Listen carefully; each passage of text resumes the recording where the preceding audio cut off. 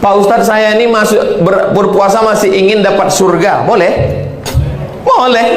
Yang nyuruh Allah, wasari'u ila maghfiratin min rabbikum wa jannatin, segeralah kamu beribadah karena ingin dapat surga. Idza da'autumullah fas'aluhul firdaus, kalau kamu berdoa kepada Allah, mintalah masuk surga.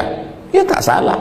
Jadi kalau ada orang masuk minta, ya Allah aku minta surga, aku sudah tak berharap lagi pada surga Allah, aku hanya berharap pada cintanya.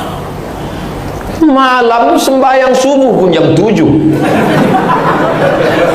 berarti tak sesuai. Orang yang tak peduli surga itu sholat malamnya hatta tatafattara qadamahu, bengkak kakinya. Orang yang tak peduli surga itu lagi siangnya tak tidur-tidur beribadah. Ini subuh pun bersatu sama duha. Jadi kalau ada orang yang cakapnya tak sesuai dengan perbuatannya, berarti gombal, tak betul. Maka saya tak berani mengungkapkan itu. Belum pernah saya bilang, ya Allah aku tak ingin surgamu dan aku tak takut nerakamu, aku hanya ingin cintamu. Saya takut datang malaikat berbisik, diam kau gombal. Tapi bahwa ada orang selevel itu, ya. Rabi'ah al-Adawiyah suatu ketika dia ditanya, Rabi'ah, ya, benci kau setan? Kata dia, tak ada tempat kebencian karena hatiku sudah dipenuhi cinta. Jangan ibu cakapkan begitu. Takutku macam-macam ulah bapak itu nanti. Saya tak berani mengucapkan itu, karena selalu sampai latah saya posting, tak ada lagi tempat kebencian dalam hatiku karena hatiku sudah dipenuhi oleh cinta. Tiba-tiba mengulah jamaah, mengamuk kita. Pas mengamuk, apa kata jamaah? Berarti nggak ada setan, ustadz lah setannya.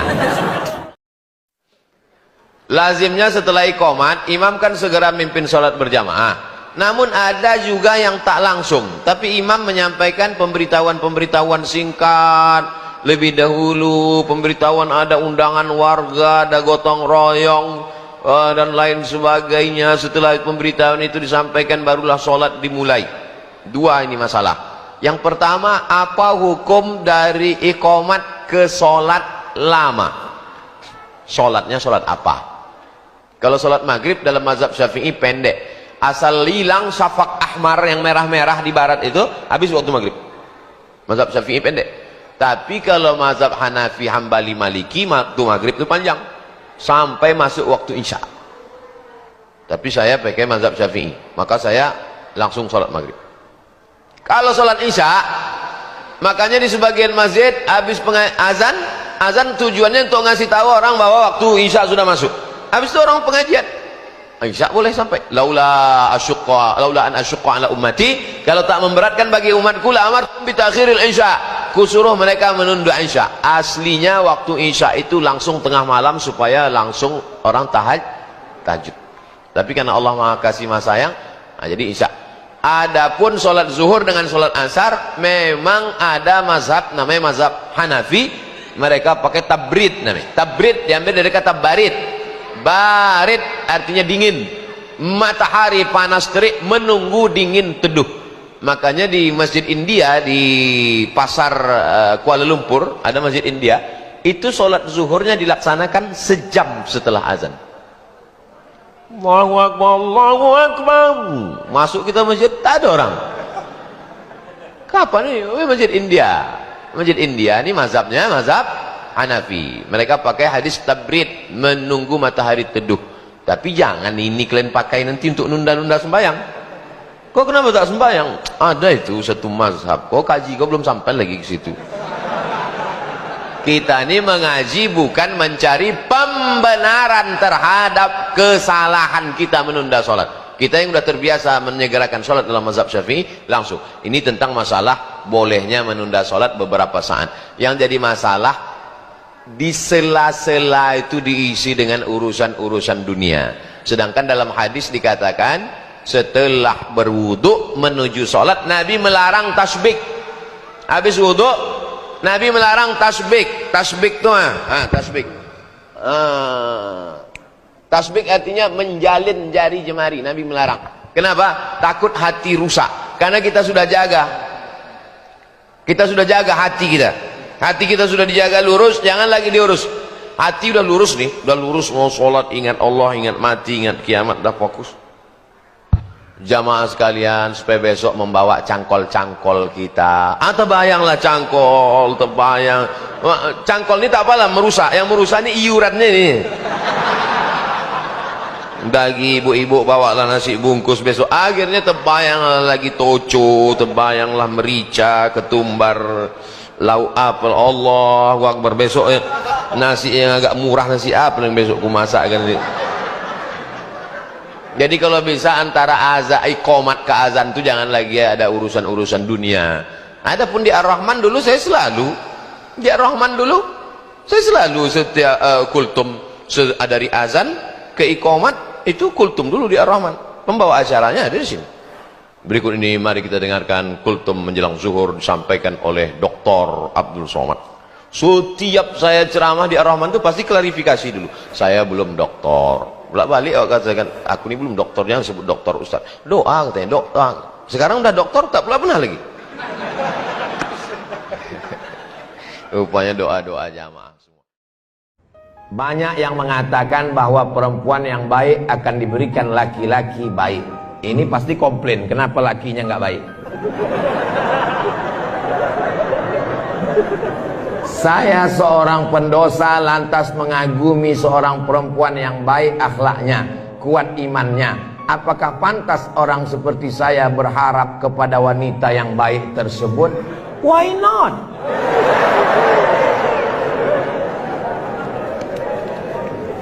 At-tayyibuna lit-tayyibat. Yang baik-baik dapat yang baik. At-tayyibat lit-tayyibin.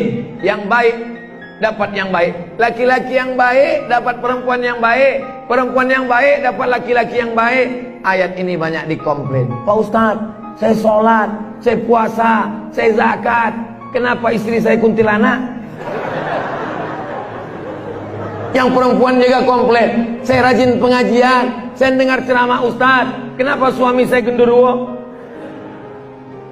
Ayat ini ceritanya ketika sahabat Nabi hijrah dari Makkah ke Madinah. Tiba-tiba sampai di Madinah, susah mau nikah. Ada seorang perempuan wanita tunasusila, maaf beribu maaf, mau dinikahi oleh seorang sahabat, ngadu ke Nabi, ya Rasulullah, aku mau nikah sama WTS. Kata Nabi, at-tayyibuna lit-tayyibat. Laki-laki yang baik semestinya menikahi perempuan yang baik. Ayat itu membantah jangan menikahi perempuan pezina sebelum dia taubat. Tapi kalau dia taubat nasuha, at-taibu minaz zambi kama la zambalah. Orang yang bertaubat seperti tidak berdosa. Itu maksudnya. Jadi kalau ada ibu baik, suaminya tak baik, itu ujian. Ibu sedang diuji dengan suami. Kalau ada suami yang baik, istrinya tak baik, itu pun ujian. Maka semua ini ujian. Sampai ujian macam-macam. Suami baik, istrinya baik, anak tak baik. Suami baik, istri baik, anak baik, menantu tak baik. Suami baik, istri baik, anak baik, menantu baik, cucu hantu. Suami baik, istri baik, anak baik, menantu baik, cucu baik, tetangga resek. Jadi hidup ini tidak pernah selesai. Orang yang mengatakan hidupnya selesai, berarti dia sudah mati sebelum waktunya. Tak layakkah saya pelaku dosa ini ingin dapat perempuan yang solehah? Perbaiki dirimu, taubat nasuha, berdoa kepada Allah. Insya Allah, berdoalah, ya Allah, kalau memang dia bukan jodohku, jadikanlah dia jodohku. Kalau dia sudah punya calon, matikanlah calonnya. Jangan, tidak boleh. Kalau imam itu membaca Allahu Akbar kabira walhamdulillahi katsira wa subhanallahi bukratan wa asila, boleh tak makmum di belakang baca Allahumma ba'id baini wa baina kama khatayaya kama ba'adta bainal masyriqi wal maghrib? Boleh tak berbeda doa iftitah imam dengan iftitah makmum? Boleh, karena dia doa. Imamnya baca subhana rabbiyal a'la wa bihamdi, makmumnya baca subhanakallahumma wa bihamdika asyhadu an la ilaha illa anta. Beda tasbih imam dengan tasbih makmum. Yang tak bisa itu lain Fatihah imam, lain Fatihah makmum. Karena Fatihah satu rukun, la sholata, tidak sah salat liman lam yaqra bi Fatihatil kitab. Tapi kalau saya Kalau saya jadi makmum, mudah enak jadi makmum, tinggal ikut imam aja. Idza qanatal imamu faqanata wa illa fala. Kalau imammu baca kunut, kau ikut baca kunut. Kalau imammu tak ada kunut, maka kau tak baca kunut. Kunut tak kunut masih masuk 4 mazhab: Hanafi, Maliki, Syafi'i, Hambali. Yang berkunut itu 2 saja. Yang berkunut itu 2 saja. Hanafi, Maliki, Syafi'i, Hambali. Yang berkunut itu 2. Yang tak berkunut paling tua Hanafi, nomor 2 Maliki, nomor 3 Syafi'i, nomor 4 Hambali. Yang berkunut itu 2.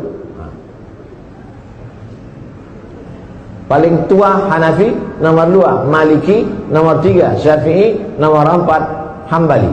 Yang berkunut itu 2. Nampak? Yang ada cincinnya. Yang berkunut 2.